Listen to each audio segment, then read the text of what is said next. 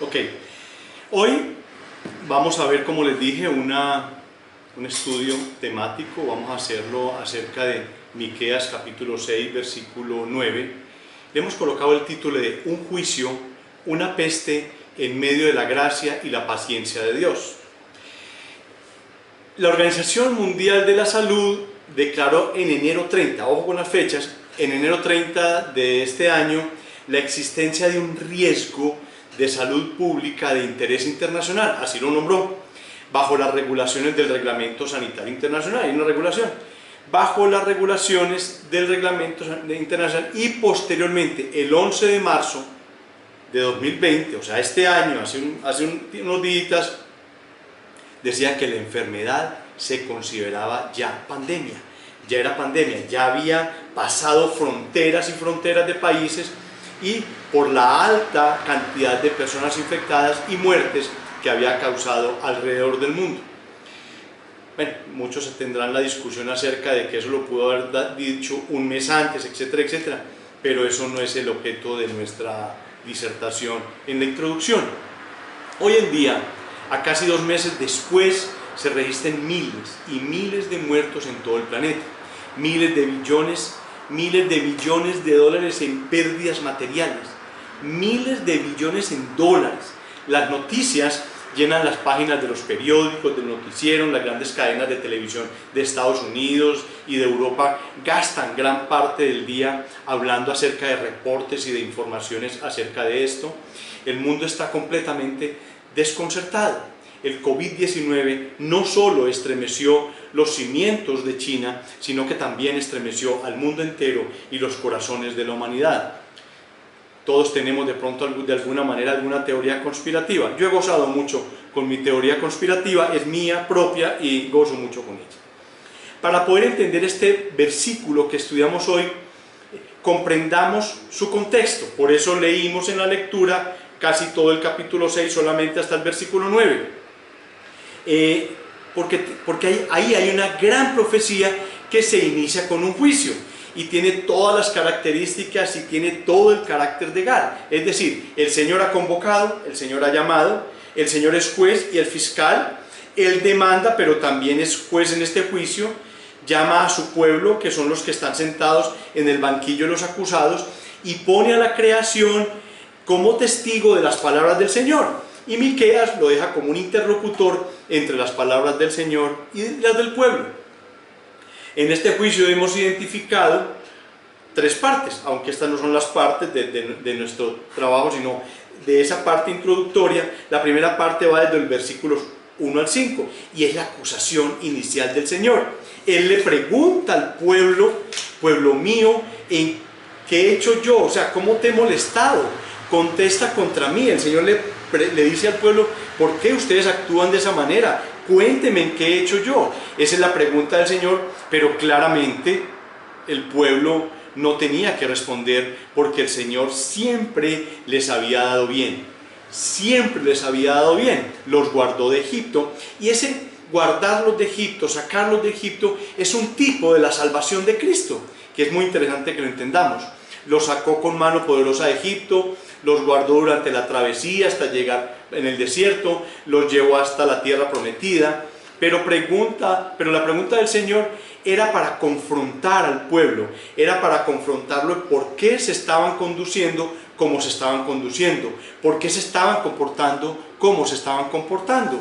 Luego, los versículos 6 y 7 que leímos ahora tienen una respuesta inútil, una respuesta que de verdad es una defensa completamente insuficiente a la causa de ese juicio. Es que es un juicio lo que está pasando ahí.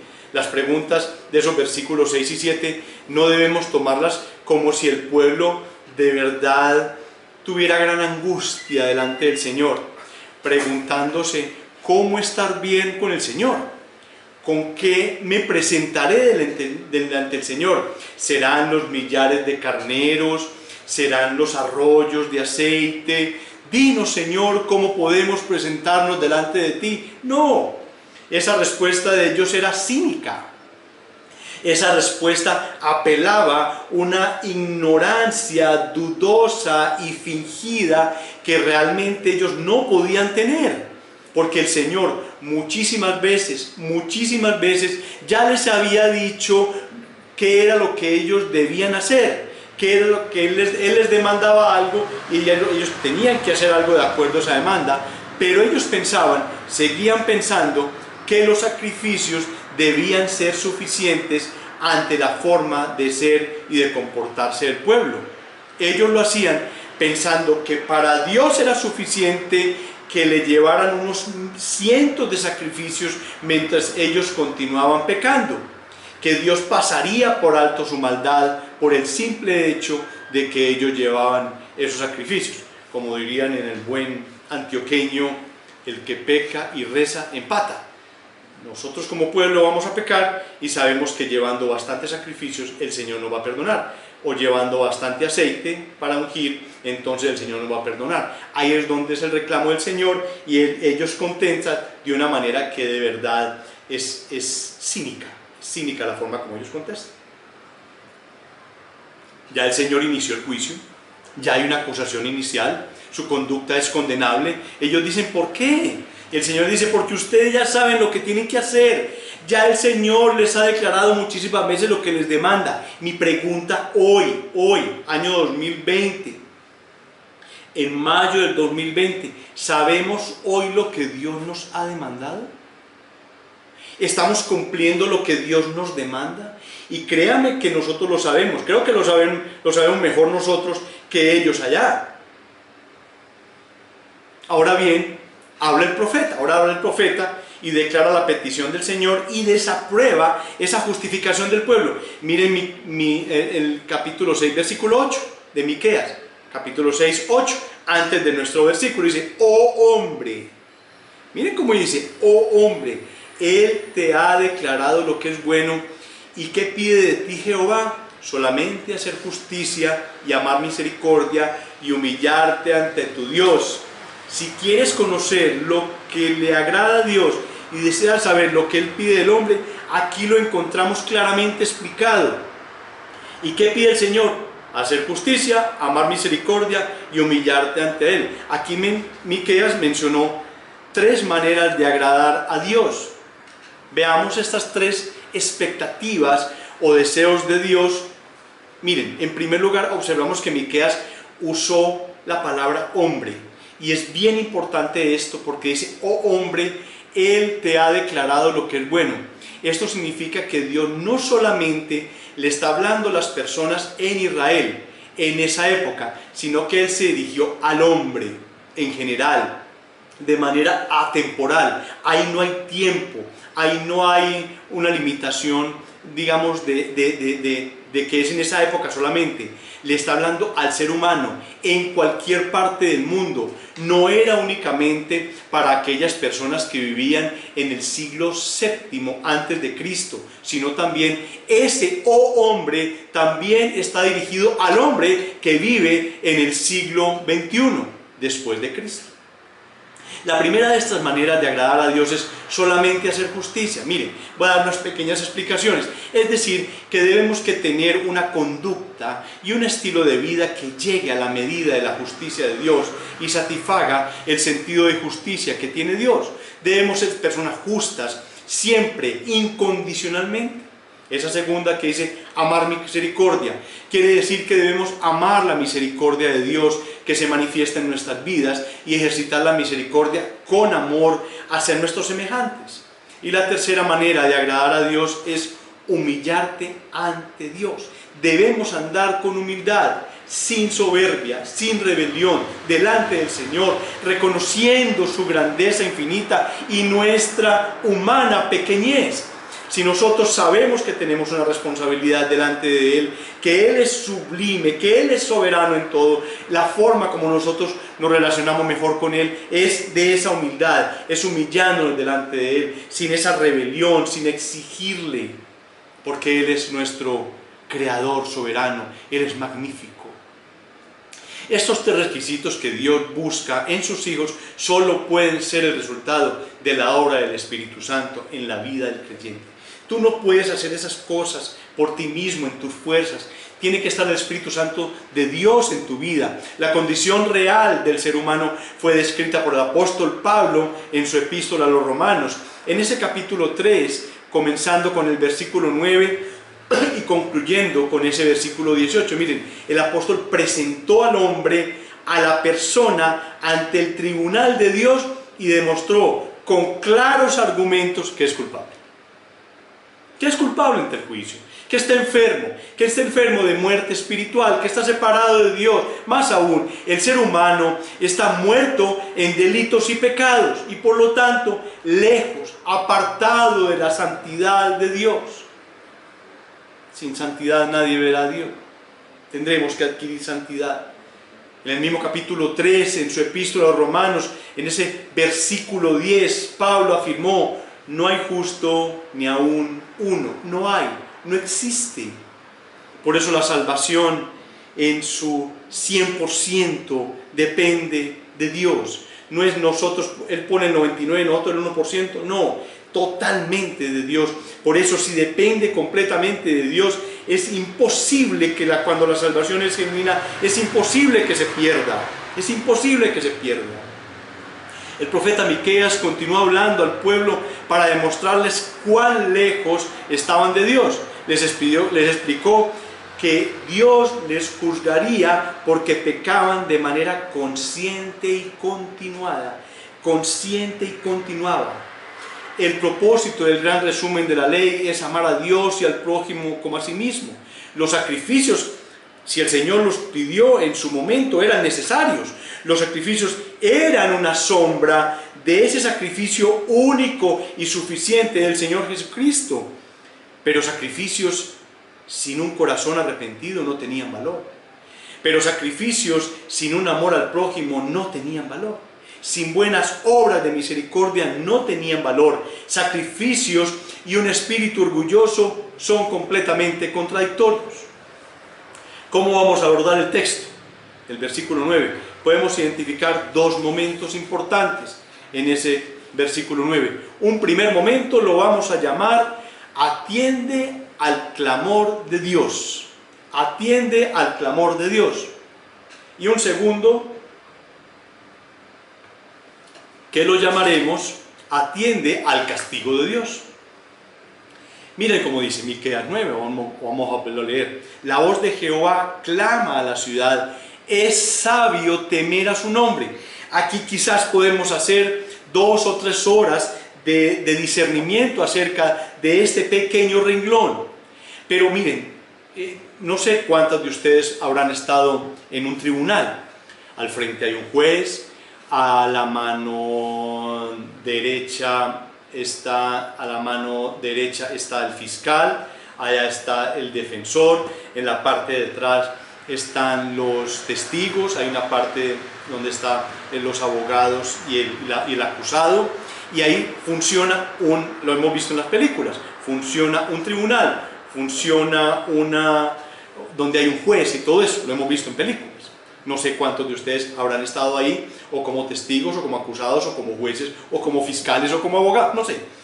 Pero en un juicio humano, un juicio del que nosotros conocemos, ahí pueden pasar muchas cosas. El abogado, de pronto hay un fiscal implacable y hay un juez que ha determinado algo, entonces ese abogado defensor puede apelar a las decisiones del juez. Inclusive, ya por allá, cuando hay jueces corruptos, habrán dineros que se paguen para tratar de acomodar determinadas decisiones judiciales. Pero normalmente, si la gente trabaja la justicia como es, hay apelaciones, hay segundas instancias, creo que hay hasta una tercera instancia cuando va a una Corte Suprema de Justicia, que sería la última instancia en un juicio. Pero cuando juzgue el Señor, eso es lo que es.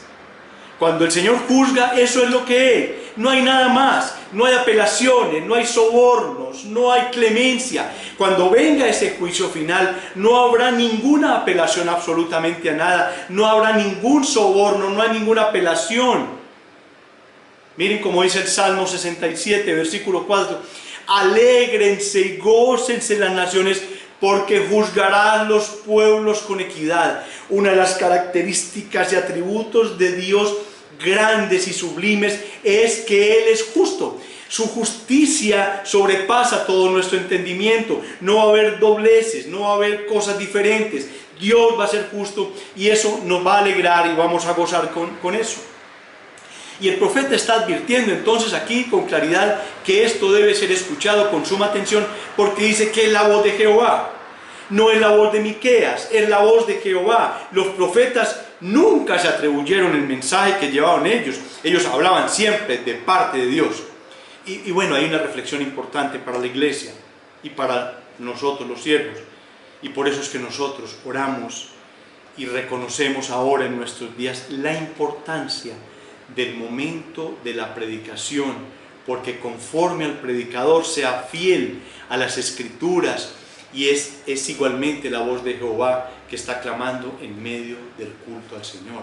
Es muy delicado eso, tenemos que estar muy centrados en la palabra, porque ahí estamos hablando la palabra del Señor. Y es esta voz que está clamando a la ciudad, y en este caso en Jerusalén, que es lo que les dice: es sabio temer al nombre del Señor. ¿Qué es temer el nombre del Señor? Ciertamente no es algo contemplado como una piedad mística. Me voy a hacer expresar de eso, una piedad mística. No es como se llegó a dar en los días de Israel, y todavía hay parte en nuestros tiempos, todavía hay algunas variantes de ese error acerca de la pronunciación misma del nombre del Señor, y que no se podía leer, que era el tetragrammatón, que eran las 4 o 5 letras, etcétera, etcétera, pero o tal vez era, o lo llamo Dios, o lo llamo Jehová, o lo llamo Yahvé, o lo llamo Señor, o lo llamo Adonai.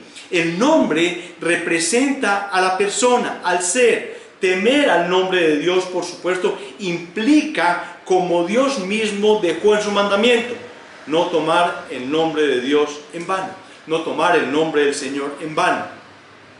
Grandes errores se cometieron en antigüedad acerca del nombre del Señor, pero salgámonos de ahí, vámonos a lo que dice el mensaje. No tomar el nombre del Señor en vano. De las tantas maneras que esto puede ocurrir, expresiones que no convienen, expresiones completamente repetitivas. La iglesia romana, la secta romana, le pide a uno que rece 1000 Jesuses, que rece 50 Padre Nuestros. Y la Sagrada Escritura habla y prohíbe las expresiones de oración repetitiva o de rezos repetitivos. Es el nombrar al Señor en forma descuidada, donde nos consideramos que estamos diciendo el nombre del Señor. Por supuesto que está incluido. Temer el nombre de Dios es usar su nombre debidamente, pero temer el nombre de Dios es temer a Dios mismo. Es temer a Dios mismo. Es como nos dice el Señor, es temer a aquel que puede echar el cuerpo y el alma al infierno. Temer a Dios es reconocer que Él es temible, que Él es horrenda cosa, es caer en manos del Dios vivo. También, por supuesto, la reverencia profunda que es debida al Señor por su excelencia, por su santidad, por su ser. Quien teme al Señor se aparta del mal. Quien teme al Señor se aparta del mal. Quien le teme, como nos dice el profeta, escucha atento su voz. Quien le teme, como nos dice el profeta, escucha atentamente la voz de Dios. Y no esa voz audible, no. Es escuchar lo que dice el Señor en la Sagrada Escritura. Es escuchar cualquier forma que nosotros en un sermón nos podamos aproximar a ese texto bíblico. Escucha lo que el Señor tiene que decir. Estas breves palabras con las que inicia la sentencia son un eco del libro de Proverbios y de otras declaraciones conocidas en la Escritura que nos confirman que el principio de la sabiduría es el temor de Jehová. El principio de la sabiduría es el temor de Jehová. Es sabio temer a su nombre. Conocemos esa declaración del libro de Proverbios que también encontramos en el libro de Job. Pero ¿qué más nos dice el libro de Proverbios? Vayamos en un momento a Proverbios capítulo 1, por favor. Proverbios capítulo 1.